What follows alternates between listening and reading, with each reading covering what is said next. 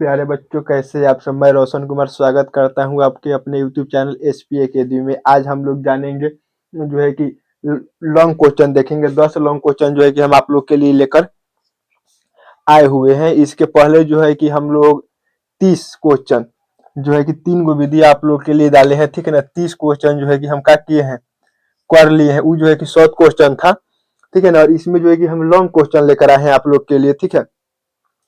और ये क्वेश्चन जो है कि हो सकता है कि इससे कुछ आपका हेल्प हो जाए। जितने भी लोग का जो है कि जितने भी लोग 12th में है, हिंदी का जो है कि क्वेश्चन है आप लोग के लिए, ठीक है ना। देखिए क्या है इसमें जो है कि अर्धनारीश्वर सारांश का निबंध लिखे, सॉरी सारांश, अर्धनारीश्वर का सारांश लिखे, ठीक है। गलती पढ़ दे रहे हैं जी। तो देखिए सारांश होता क्या है, जैसे कहानी आप पढ़िएगा तो जो है कि बहुत 3 को 4 पेज में देखने को मिलेगा। अगर मान लीजिए हम कह दें कि रोशन सर यानी हमारा जीवन परिचय लिखिए, तो जीवन परिचय तो 10 को 15 को काफी भर जाएगा जी मेरा जीवन परिचय में। लेकिन उसमें से जो मेन मेन पॉइंट होगा ओकरे के हम छाट कर लिखेंगे और छोटा सा लिखेंगे, 1 पेज में लिखेंगे, ओकरे के सारांश बोला जाता है। जैसे मान लीजिए कि जो है कि रोशन सर के जन्म कब हुआ था, मृत्यु जी अभी हम जिंदा है, मतलब जो है कि जन्म कब हुआ था, कहाँ हुआ था, कहाँ तक रोशन सर पढ़ाई किए हैं, कौना क्लास में अभी पढ़ रहे हैं, कहाँ काम करते हैं, कहाँ रहते हैं, ठीक है ना। ये सब लिख दीजिएगा, मतलब मेन मेन इनका माता पिता का नाम, ये सब हम लोग का कहलाएगा, सारांश कहलाएगा। तो इसी प्रकार दिया है कि अर्धनारीश्वर का सारांश लिखिए, ठीक है। अर्धनारीश्वर का सारांश लिखने के लिए दिया है आपको, तो जो है कि अर्धनारीश्वर का सारांश दिया है। तो देखिए अर्धनारीश्वर जो है कि चैप्टर के लेखक के है, रामधारी सिंह दिनकर है। लिख लेंगे हम लोग जो कि इसका लेखक के है, जो कि रामधारी सिंह दिनकर है। और एक कविता में रामधारी सिंह दिनकर जी जो है कि क्या बताए हैं, एक ही बारे में हम लोग को लिखना है। इनका किए हैं जो कि शंकर और पार्वती के कल्पित रूप को दर्शाए हैं इसमें, ठीक है ना। और जो है कि बताए हैं कि जो है कि नर हो गया नारी हो गया, कोई किसी कम ना है। और जो है कि नारी भी जो है कि पुरुष के कदम में कदम मिलाकर चलती है, उनका साथ देती है। यही सब तो बताए हैं।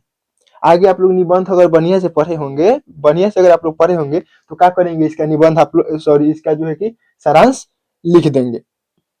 आगे हम लोग का बातचीत का सारांश लिखिए। बातचीत का जो है कि सारांश लिखना है हम लोग को, ठीक है ना। देखिए बातचीत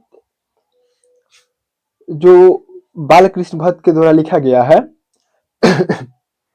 इसमें जो है कि बाल कृष्ण भट्ट बताए क्या बताए हैं, बाल कृष्ण भट्ट इसमें बताए हैं कि अगर कोनो व्यक्ति है ओकरा साथे हम लोग रोज रह रहे हैं, चाहे ओकरा से बोले या ना बोले, अगर उसके साथे हम रह रहे हैं तो ओकर का होगा, ओकर गुण हमारा अंदर प्रवेश हो जाएगा और हमारा गुण उसके अंदर प्रवेश होगा, ठीक है ना। और एक और एग्जाम्पल कैसे बताए हैं कि अगर मान लीजिए 2 गिलास में, एगो में जो है कि ठंडा पानी रखिए और एगो में गर्म पानी रखिए, और दोनों को जो है अगर आप सटा देते हैं तो क्या होगा, गर्म पानी जो है कि धीरे धीरे ठंडा होने लगेगा और जो ठंडा पानी है धीरे धीरे गर्म होने लगेगा। इस तरह जो है कि वो एग्जाम्पल देकर समझा है। और आगे ये भी उसमें बताया गया है कि बातचीत सिर्फ का 2 व्यक्ति में ही हो सकता है, 2 से अधिक व्यक्ति जो अगर बातचीत करेगा तो क्या कहलाता है, राम रमौल कहलाता है, ठीक है ना। एक आर्ट ऑफ कन्वर्सेशन के बारे में बताया गया है।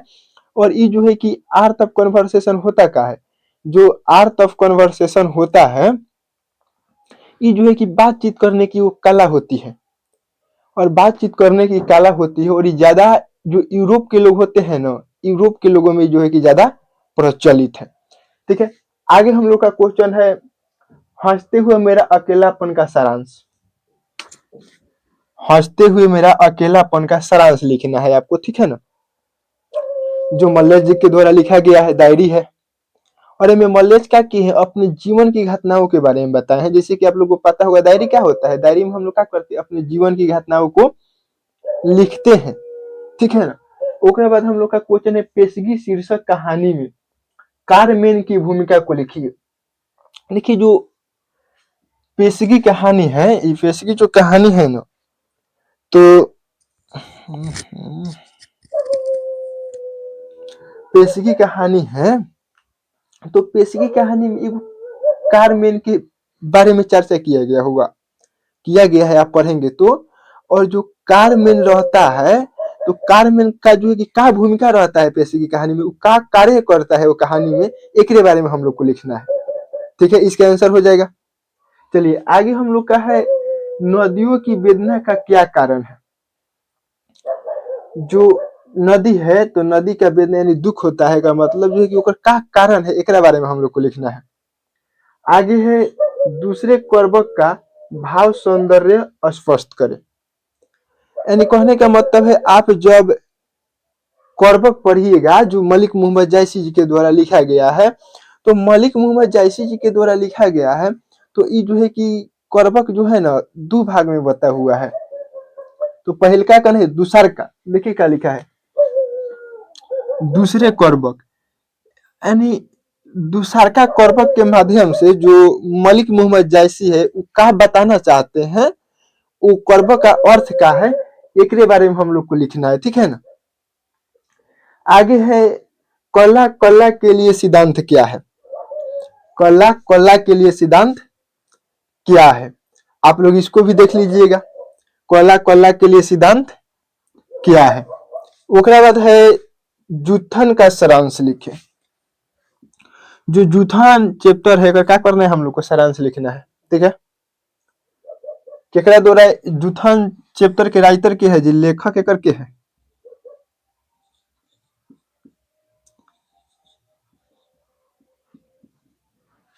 ओम प्रकाश। ओम प्रकाश वाल्मीकि एकर लेखक है। एक कहानी में क्या होता है, जो इनके हेडमास्टर साहब होते हैं, इनसे जो है कि स्कूल साफ करवाते हैं, क्लास में पढ़ने नहीं देते हैं। इनकर मम्मी जो है कि केहू केहू के घरे जो है कि काम वाम करती है, जो है कि जो पशु होते हैं उनको जो है कि खिलाती है, उनका जो है कि पूरे जो कार्य होता है वो करती है। ठीक है ना। तब भी जो है कि इतना बताओ लोग, इतना जो है कि पढ़ लिख लिए कि हम लोग इनके बारे में किताब में पढ़ रहे हैं। देखो तारा लोग है कि सब सुविधा मिलता है, फिर भी दिन भर रील देखता है। सब इस सुविधा का नतीजा है कि रील देखता है लोग ना जी। आगे है, लेकिन अभी जो है कि बहुत कम टाइम है, पूरा जो है कि अपने आप को जितना हो सके पढ़ाई में लगा दीजिए। क्या है कि जो है कि लोग क्या करेगा, आपका जो है कि मेहनत नहीं देखेगा, आपका रिजल्ट देखेगा। आगे, शिक्षा शीर्षक का सारांश लिखे।